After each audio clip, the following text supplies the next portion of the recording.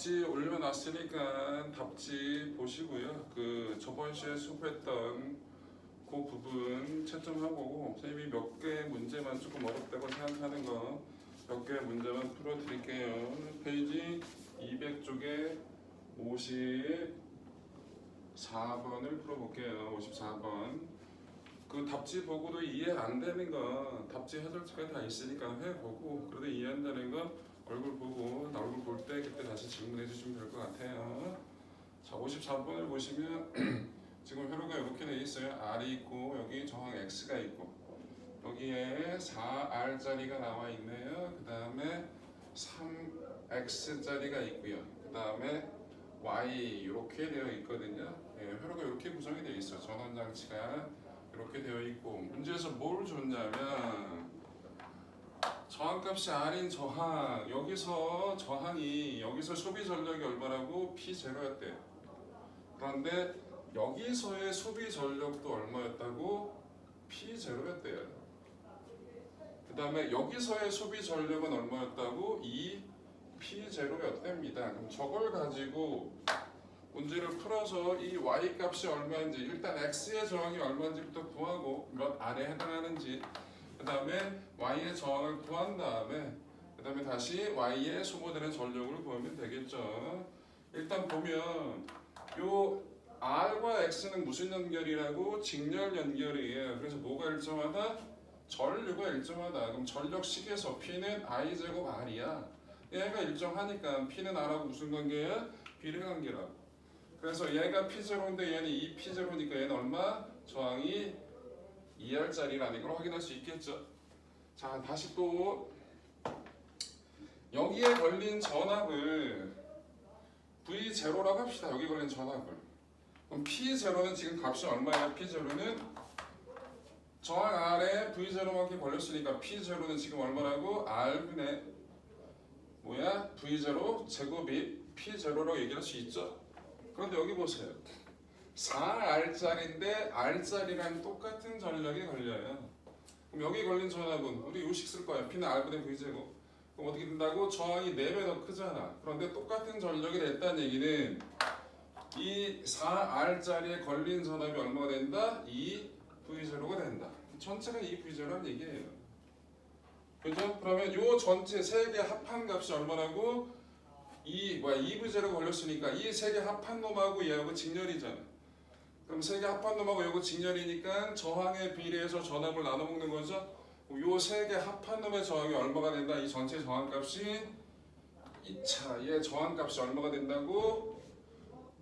2R이 된다 그 얘기인 거죠. 그러면 병렬 연결이니까 자 합분의 곱으로 가는 게 아니라 역수 취한 다음에 더해도 되면 되겠죠. 전체 값이 2R분의 1 은 4R분의 1 플러스 X값이 얼마였어요? 2R이죠. 그럼 3X니까 6R이겠죠. 플러스 Y분의 1 이거 계산하면 되겠네. 그럼 어떻게 됩니까? 넘어가면 뭐로 통분해야 돼? 12로 통분합니까? 12R분의 뭐가 되니까 6 빼기 3 빼기 2가 Y분의 1이죠. 따라서 얼마예요? Y는 12R이 되겠죠. 자, 그러면 PY를 구하면 될 것 같아요. 12R이고 R분의 V제곱을 쓸 거예요. 12R분의 V는 얼마 걸렸다고? 2V0가 걸렸어요. 이거의 제곱. 그럼 얼마가 되는 거예요? 12구 4니까 3분의 1 R분의 V0 제곱이 되겠죠? 그게 P0였잖아요. 그래서 얼마가 된다고? 3분의 1 P0가 답이 되는 거겠죠? 그래서 답이 3분의 1배가 되겠습니다. 그래서 54번 조금 어려운 문제인데 하나 해드렸고요. 그 다음에 나머지 요는 크게 별로 어렵지 않으니까 해설지 보면 이해할 수 있으실 거고요. 60번 문제는 조금 낯서니까 60번 같은 경우 하나 해드릴게요. 60번. 자, 60번 해보겠습니다. 페이지 203쪽 60번.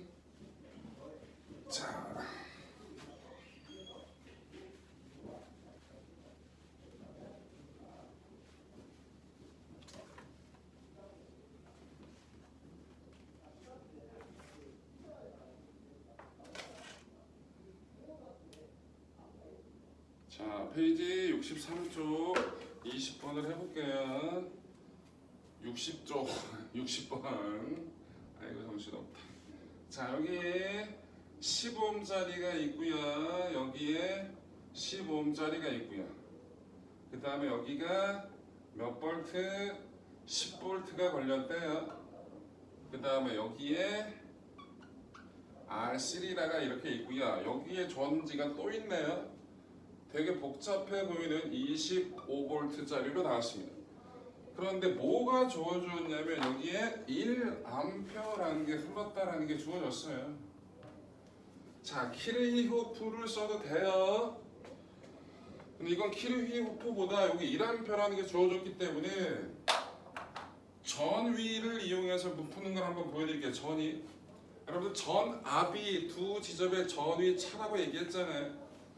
여기가 25V라는 얘기는 마이너스보다 플러스 쪽이 얼마 25만큼 높다는 얘기예요. 전이라는 게.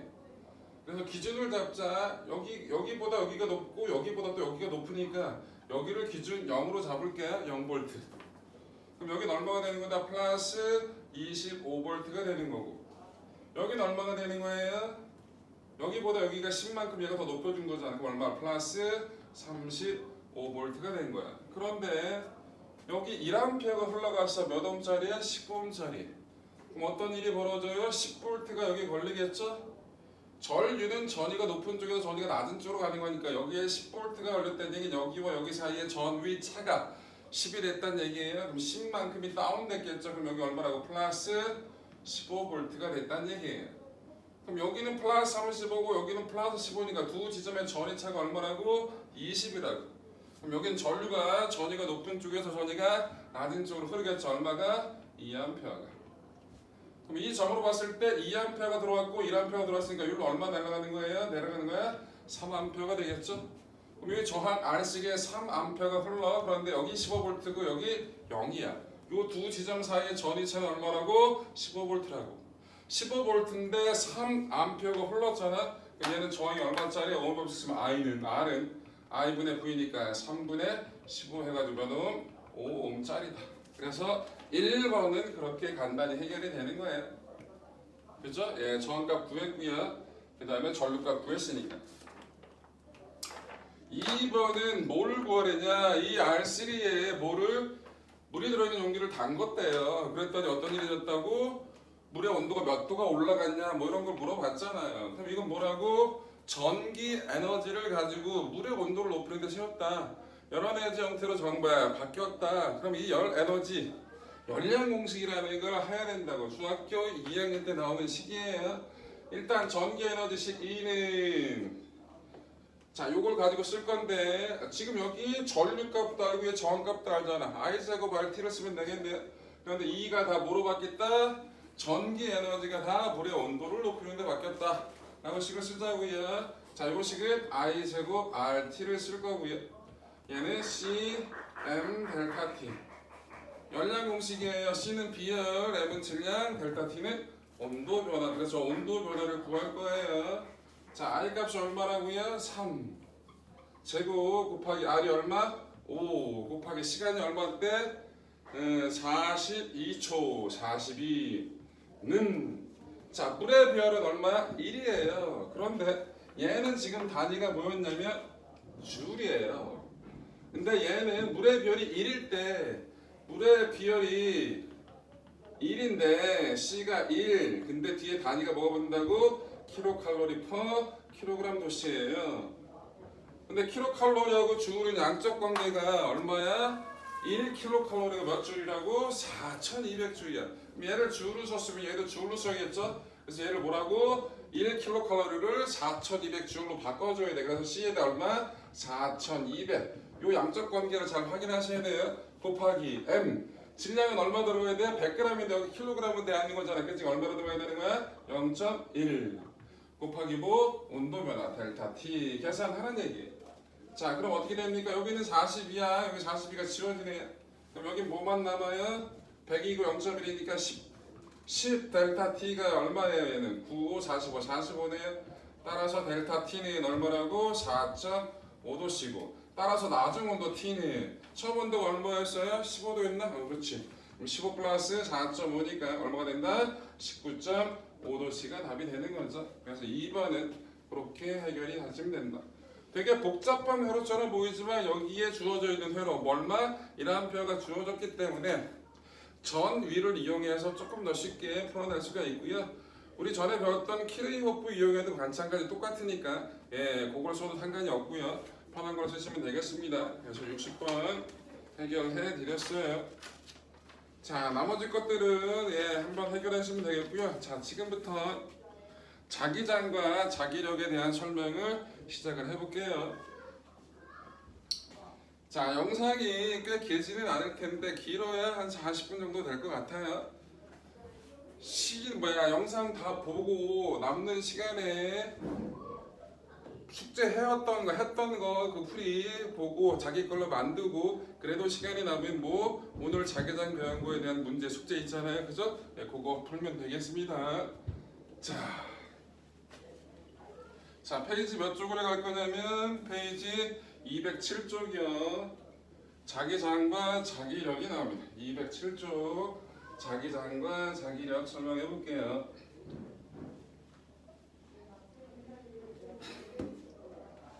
207쪽 일단 자기장부터 얘기합시다. 자기장은 기호를 B라고 쓰고요. 화살표 붙였습니다. 뭐예요? 벡터란 얘기겠죠. 벡터. 자기장의 정의는 자기력이 작용하는 공간. 이게 자기장의 정의예요. 기억하시고요. 자기장의 방향을 따질 건데 자기장의 방향은 뭐를 놓는다? 나침반을 놔요. 그럼 나침반에 뭐가? N극이 가리키는 방향. 저게 정의예요. 나침반을 놨을 때 그 나침반의 N극이 가리키는 방향이 그 지점에서 자기장의 방향이다. 자, 여기가 N극이고요. 여기가 S극이에요. 자, 여기다 나침반을 놓을 거예요. 여기다. 그럼 나침반의 N극은 같은 긋기는 청력이고 다른 긋기는 인력이니까 당연히 어디를 가리켜? 여기를 가리키게 되겠죠. 그래서 N극에서 나가는 방향이 될 거고요. 여기다 나침반을 놓게 되면 어떻게 됩니까? N극이 S극을 향하겠죠. 그럼 어떻게 된다고? S극을 향해 들어가는 거라고. 그래서 방향을 N극에서 나와서 S극으로 간다 그래서 이렇게 얘기하는 경우도 있는데 이게 메인이 아니라 이게 정이니까 나침반을 놨을 때 나침반의 N극, 자침 N극이 가리키는 방향이 자기장의 방향이다. 자, 이걸 그릴 때 이 주변에 나침반은 되게 많이 나왔다. 그러면 자석 주변에 철가루가 늘어선 것처럼 똑같이 뭐가 된다고? 모양이 생겨요. 그래서 어떻게 그리냐? 이렇게 그릴 수가 있어요. 이렇게. 그러면 나가고 가서 들어간다. 근데 중요한 건 자기력선은 요 자기장의 눈에 보이지 않는 자기장의 방향을 화살표령에 나타내는 걸 자기력선이라 부르는데 자기력선은 어디? 자석 안에도 그려줘야 돼. 패곡선이 돼야 된다는 거 요거 되게 영작교 입시에서 잘 나오는 겁니다. 그래서 이렇게 그리시고 대칭적으로 하나 또 그리면 되겠지. 아래 하나 그렸으니까 이렇게 위에도 이렇게 하나 그리면 되겠지. 이렇게 N에서 나가고 자 S로 들어간다. 이렇게 몇 번 그려보셔요. 눈에 보이지 않는 자기장의 방향을 화살표에서 나타내는 게 자기력선. 자기력선은 자기장의 방향을 나타내는 거야. 그러니까 당연히 한 점에서 방향이 두 개가 나올 수가 없어요. 그래서 갈라져도 안 되고 교차해서도 안 된다는 거죠. 그리고 생각을 해보면 이 선이 매우 빽빽하게 모여있게 되면 어떻게 자기장이 센 느낌이 될 거 아니에요. 그죠?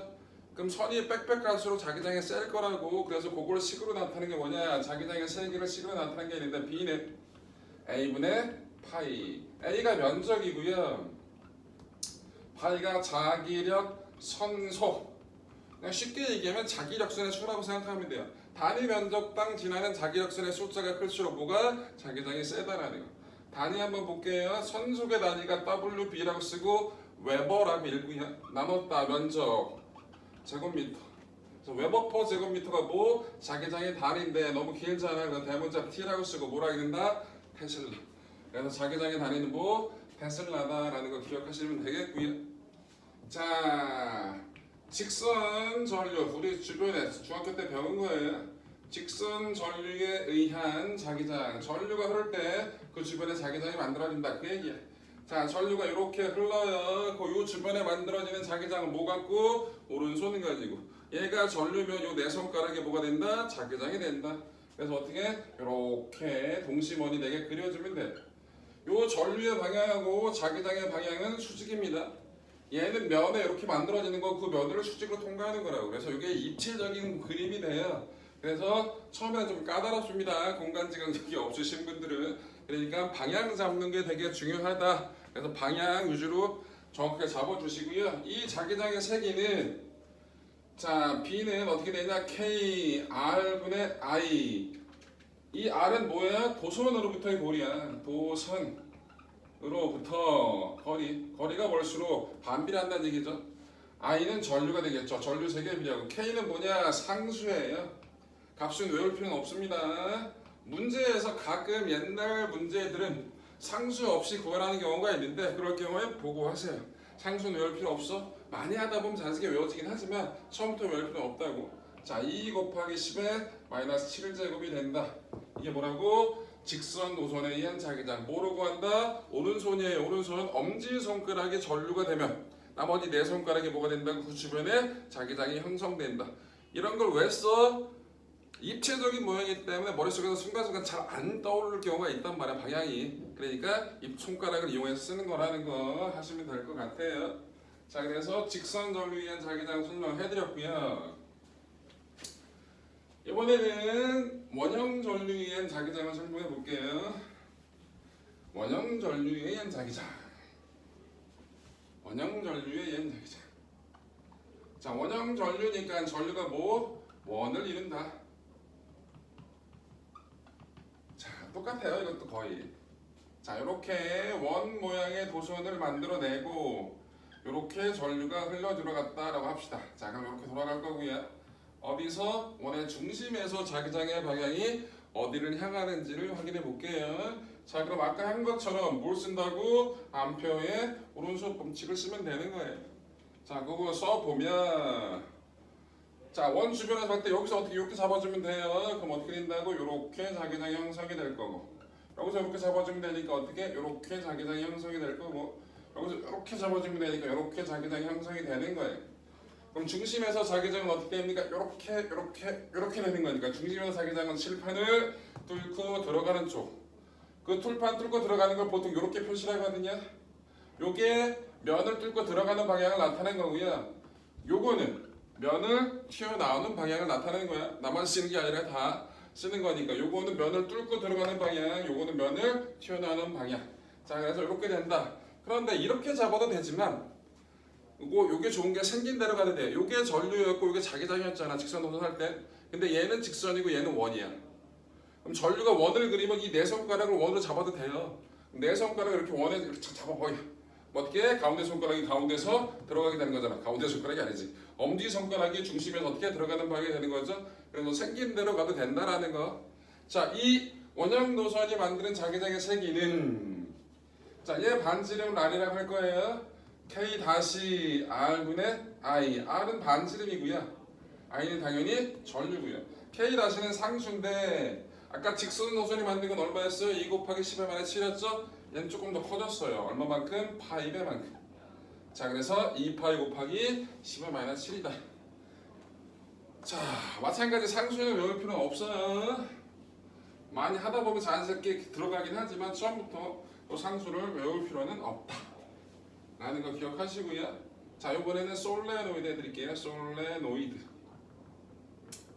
얘는 원통형으로 감아놓은 코일을 뭐라 부른다? 솔레노이드라 부르는 거예요. 자, 이렇게 심이 있고요. 심을 주는 이유는 어떻게 감겼는지를 잘 확인할 수 있게끔 준 거예요. 자, 이렇게 감겨져 있습니다. 코일이. 자, 그래놓고 이렇게 전지를 연결했어. 그럼 전류 방향을 표시할 수 있겠죠? 앞에 보이는 쪽만 전류 방향을 이렇게 표시하세요. 이렇게. 자, 그래놓고 아까 뱅 돌아가고 있잖아 전류가. 그럼 요 네 손가락을 뭐로 잡자? 전류라고 잡자. 어떻게? 요래 잡아주면 되겠죠? 그럼 어떻게 된다고? 자기장이 이렇게 형성이 되는 거예요. 뭐라? 아까 뭐랑 비슷해 보여요? 막대 자석에 의한 자기장하고 비슷해 보이잖아, 그치? 이게 하나의 자석이 된 거야. 전류가 흐를 때 자석이 된 거야. 뭐야? 이걸 뭐라 불러? 전자석이라 부르겠죠? 자, 여기가 있는 게 여기가 있어 이렇게 됐겠죠. 자, 이 솔레노이드가 만드는 자기장의 세기는 방향은 저렇게 구하면 되고요.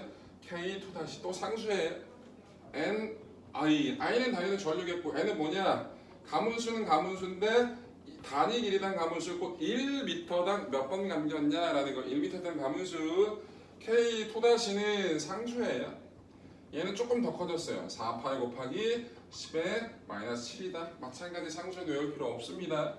자, 요게 솔레노이드가 만드는 자기장 방향 잡는 게 되게 중요해요. 자, 그 다음에 뭐 할 거냐면 자기장에 대한 얘기, 기본적인 얘기는 다 했어요. 그럼 뭐 할 거라고? 자기력을 할 겁니다. 자기력 몇 쪽에 돼 있냐? 페이지 210쪽에 나와 있습니다. 자기력이 뭐냐? 일단 자기력은 자기장 내에서 전류가 흐르는 도선이 받는 힘이에요. 이 자기장 내에서 왜 전류가 흐르는 도선의 힘을 받냐? 이게 자연스럽진 않거든. 근데 자기장이 있다는 얘기는 주변에 자석이 있었다는 얘기야. 자석이 주변에 자기장 만들 테니까. 그런데 전류가 흐르는 도선은 우리 지금 배웠잖아. 전류가 흐르는 도선은 뭐? 전류가 흐르는 도선 하나에 뭐가 된다고? 자석이 된다고. 자석 옆에 자석을 놨어. 당연히 힘 받는 거잖아. 그래서 자기력, 자기장 내에서 전류가 흐르는 도선은 당연히 힘 받는 거 맞다고. 그 힘의 방향 찾는 거 알려드릴게요. 자, 여기 N극이 이렇게 있고요. 여기 이렇게 S극이 있어요. 그럼 여기에 이렇게 뚫고 들어가는 방향으로 전류를 흘려줬습니다. 자, 그럼 일단 이 자석이 만든 자기장이 어느 쪽? N에서 S를 갈 테니까 이렇게 오른쪽을 향할 거고요. 전류가 칠판에 뚫고 들어가는 쪽으로 흐르고 있으면 뭐가 흘러? 이 전류가 자기장을 만들어낼 거 아니야. 자, 암페어 오른손 버튼 쓰게 되면 어떻게 된다고? 시계 방향으로 자기장을 만들어내겠죠? 그럼 보시라고. 위쪽은 자석이 만든 자기장하고 전류가 만든 자기장이 같은 방향, 아래쪽은 반대 방향. 그럼 위쪽은 자기장이 세질 거고 아래쪽은 자기장이 약해질 거죠. 그래서 자기장이 세진 쪽에서 자기장이 약해진 쪽으로 얘를 밀어주는 힘이 생기게 돼. 근데 이거 맨날 어떻게 그려? 너무 힘들어 저렇게 하기가. 그래서 만든 게 여러분들 뭐예요? 여러분들 배웠잖아 중학교에서 이거예요. 얘가 손바닥이 뭘 가리켜? 힘의 방향이고요. 이 엄지손가락이 뭘 가리키는 거? 전류. 그 다음에 이 네 손가락이 뭘 가리키는 거야? 자기장의 방향을 가리키는 겁니다.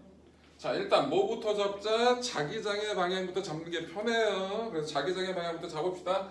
자기장의 방향이 어디냐 하고 있어? 저기 향하니까 저렇게 잡으라고. 자, 요게 전류 방향이야. 전류 방향이 어떻게 칠판 뚫고 들어간다 그랬지? 응, 집어넣어. 어떻게 힘이 아래쪽으로 받는다. 그래서 요걸 갖고 쓰시면 되는 거예요. F, B, I 이렇게 된다라는 거. 이 자기력의 크기는 어떻게 되냐? 자기력의 크기는 자, 이 자기력 F의 크기는 당연히 이 자기장이 세면 크게 받겠죠.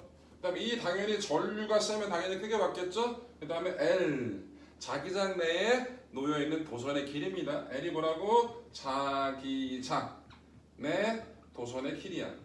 이 도선 한 점 하나하나가 다 힘받는다고 생각하면 되는 거라고. 자, 저거고요. 그런데 자기장과 전류가 나란하지 않을 때도 있어요. 그럼 어떻게 하냐? 자, 우리 요거 쓴다 그랬잖아요. 이거는 있는데 요거는 없어요. 이게 무슨 뜻이야? 자기장 방향하고 전류 방향이 수직일 때는 힘을 받지만 자기장 방향하고 전류 방향이 나란하게 되면 힘 받는다 안 받는다? 안 받는다. 그러면 같은 각일 때 0인 거고 수직일 때 1인 거야. 그럼 사인이냐 코사인이냐? 그렇지. 사인이 되는 거죠. 그래서 여기 식 F는 각도가 있을 땐 B, I, L, 사인 세타라고 얘기를 하는 거라고. 사인 외분인지 이해되셨죠? 자, 그래서 저게 뭐다? 자기장 내에서 전류가 흐르는 도선이 받는 힘이 저거다. 식 정리하시고요. 자, 요번엔 또 뭐 할 거냐?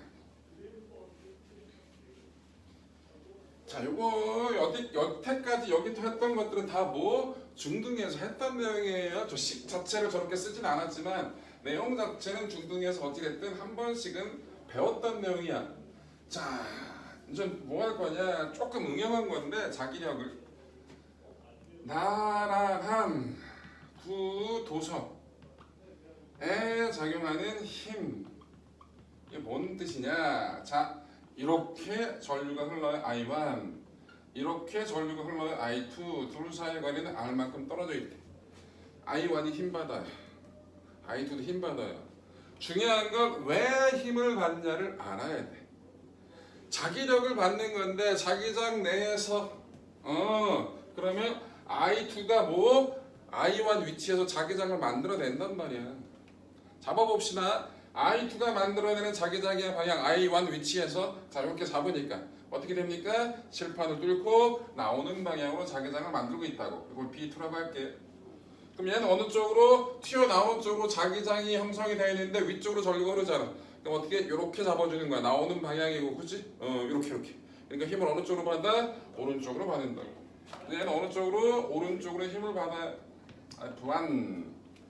자, 얘는 어느 쪽으로 힘 받냐? I1이 만든 자기장 내에서 전류가 흐르는 거니까 일단 뭐부터? I1이 만든 자기장의 방향을 잡아줘야겠지. 요래. 그럼 어떻게 된다고? 요 위치에서 칠판을 뚫고 들어가는 방향으로 자기장이 만들 거라고. 그럼 얘가 받는 힘의 방향이 어떻게 됩니까? 자기장이 들어가고 전류 위로 올라가니까 얘는 힘을 어느 쪽으로 받아? 왼쪽으로 받네. 아하. 그럼 어떻게 돼요? 서로 끌어당기고 있네요. 끌어당기고 있어. 그래서 나란한 두 도선이 같은 방향일 땐 서로 끌어당기는 힘이 작용해야 결론적으로 보면. 근데 그런 걸 외우는 게 아니라 왜 힘을 저렇게 받는지를 이해를 해야 되겠죠.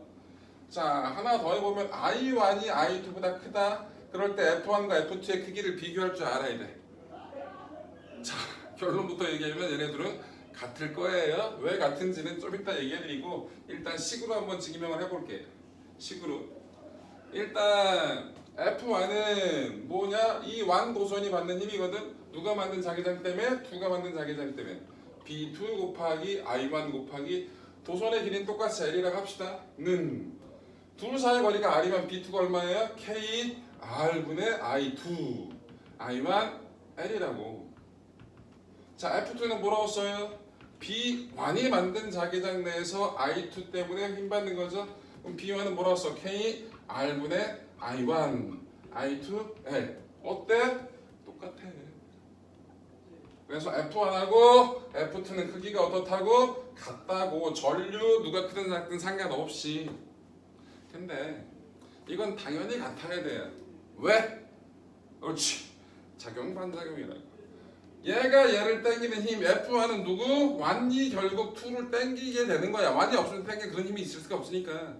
2가 완을 당기는 힘, 완이 2를 당기는 힘. 그러니까 주어 목적어 바뀌었으니까 뭐라고? 작반이야. 그러니까 힘의 크기 어떨까? 같겠죠. 그래서 얘네들은 이렇게 증명을 안 해도 뭐 작용 반작용으로 힘의 크기가 같다 라는 걸 확인할 수 있겠죠.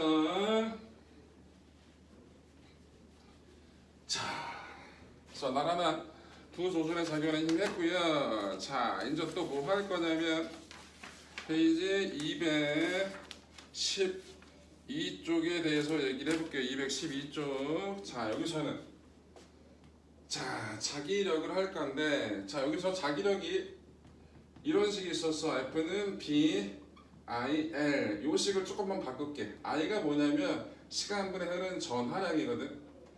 그럼 이게 뭐야? 일정 시간 동안에 움직인 거리니까 이게 V가 된다고. 그래서 자기력은 F는 요것도 쓸게. Q V P. 그래서 요거는 막대기 도선 전체가 받는 힘이고, 요거는 그 안에 있는 입자가 받는 힘이라고. 그 전류가 흐르게 되면, 자기장 내에 전류가 흐르게 되면 전기를 띤 입자가 움직이지. 그 입자 하나하나가 다 힘받는 거야. 그거를 그 전체 도선 자체가 힘받는 건 이렇게 쓰는 거고, 입자 하나가 받는 건 이렇게 쓰는 거야. 자, 이건 뭐라고 쓰냐? 자기장 내에서, 뒤에서부터 읽으면 돼. 자기장 내에서 속력을 가지고 있다는 얘기는 운동한다는 얘기지. 운동하는 전하가, 전기를 띤 놈이 받는 힘. 그래서 자기장 내에서 전하를 띤 놈이 가만히 있으면 힘을 안 받아. 그런데 자기장 내에서 전하를 띤 놈이 뭐하면? 움직이면 뭘 받는다? 힘을 받는다. 그 힘을 뭐? 자기력이라고 한다고. 똑같은 식이에요. 이거는 막대기가 받는 거고, 이거는 입자 하나가 받는 거라는 거. 자, 그래서 자기력식 F는 QVB, 요것도 같이 기억을 해주시라고요. 자, 그래 놓고 뭘 할 거냐면, 저 식을 가지고 자 아직 역학에서 원운동을 안 했는데 일단 원운동에 작용하는 식을 간단하게 쓰고 나중에 원운동할 때 다시 배우세요. 자 여기가 자기장 영역이에요. 칠판을 뚫고 들어가는 방향으로. 그런데 여기서 플러스를 뗀 입자가 이렇게 이동해 와서 이렇게 들어가는 순간이라고. 얘의 질량은 m이고요. 전하는 플러스 q를 띄고 있고요. 속도는 v였어요. 그럼 얘는 자기력을 받을 거예요. 왜? 자기장 내에서 움직이는 전하니까. 그럼 중요한 건 자기장 방향은 나와 있어. 근데 뭐 전류 방향을 알아야 돼. 그런데 우리 전류 방향과 전자 방향은 반대 방향이죠. 그렇잖아. 우리 그건 배웠잖아.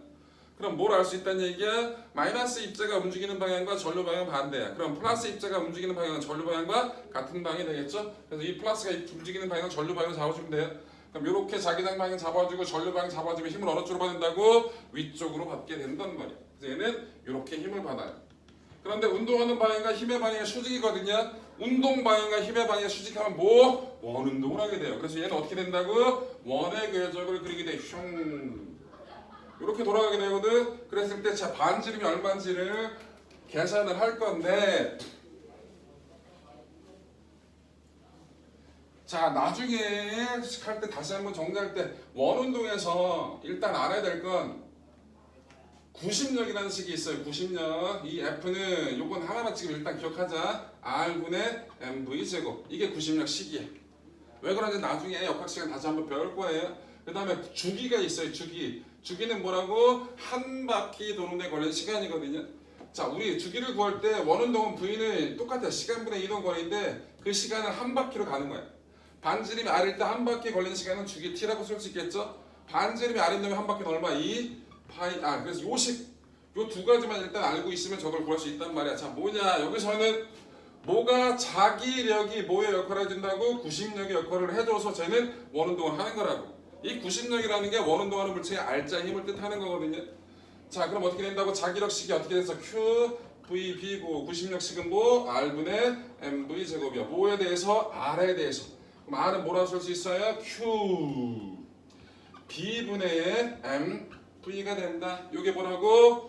저 상황에서 반지름 R이 되는 거라고. 자 이제 또 뭐? 주기를 구해볼 거예요.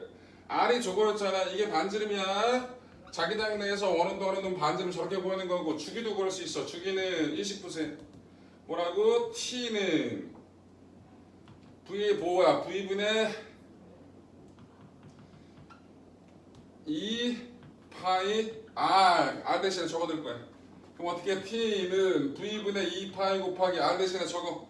Q B분의 M V 지워지네. 따라서 주기 T는 Q B분의 2 파이 M이다. 그래서 이 두 가지는 꼭 정리할 줄 알아야 돼. 자기장 내에서 자기장과 수직하게 들어오는 입자가 뭘 하게 된다고? 그 자기장 면에 수직한 면에서 뭐? 원운동을 하게 된다. 그때 반지름은 어떻고 요렇고 그때 주기는 어떻다? 저렇다라는 걸 정리를 하셔야 된다고요. 거기 비스듬하게 들어간 건 별로 중요한 거 아니야. 복잡하기만 하고. 그래서 그거는 뺄 테니까. 그럼 여러분들 뒤에 나와 있는 내용 있잖아요. 숙제, 문제 그거 다 풀어가지고 다음 시간에 보면 되겠죠. 수업은 여기까지 하겠습니다.